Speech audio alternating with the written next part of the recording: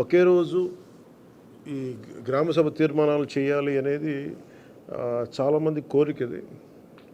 పంచాయతీరాజ్ వ్యవస్థలో గ్రామ పంచాయతీల నుండి జిల్లా పరిషత్ వరకు పటిష్టంగా ఉన్నప్పుడే నిజంగా మనం అనుకున్న అభివృద్ధి సాధించగలుగుతాం. అందుకని దాంట్లో భాగంగానే ఆగస్టు 23 తారీఖున రాష్ట్ర వ్యాప్తంగా 13,326 గ్రామ పంచాయతీల్లో ఇప్పుడు ఇంతకుముందు ఎన్నడూ లేని విధంగా ఒకే రోజున గ్రామ సభలు నిర్వహిస్తూ ఉన్నాం. ఈ గ్రామ సభల్లో ఉపాధి హామీ పథకంలో ప్రతి కూలీ కుటుంబం సంవత్సరంలో 100 రోజులు పనిచేసే విధంగా అవగాహన కల్పించాలి. కూలీలకి ఉన్న హక్కులను తెలియజేయాలి. రైతులకు ఉపాధి హామీ పథకాన్ని సద్వినియోగం చేసుకోవడానికి సంబంధించిన పనుల వివరాలను గ్రామ సభల్లో ప్రతి ఒక్కరికి అర్థమయ్యే విధంగా తెలియజేయాలి. ఇకపైన ఉపాధి హామీ పథకాన్ని సమర్థవంతంగా అమలు చేయడానికి మనందరం కలిసి పనిచేద్దాం.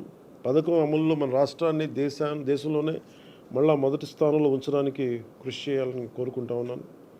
గ్రామాలను అభివృద్ధి చేసే మహాత్మా గాంధీ గారి కళలాగా గ్రామ స్వరాజ్యాన్ని స్థాపించాలి, ఆ దిశగా అడుగులు వేయాలని చెప్పి మీరందరూ కలిసి మాకు సహాయ సహకారాలు ఇవ్వాలని మనస్ఫూర్తిగా కోరుకుంటున్నాను.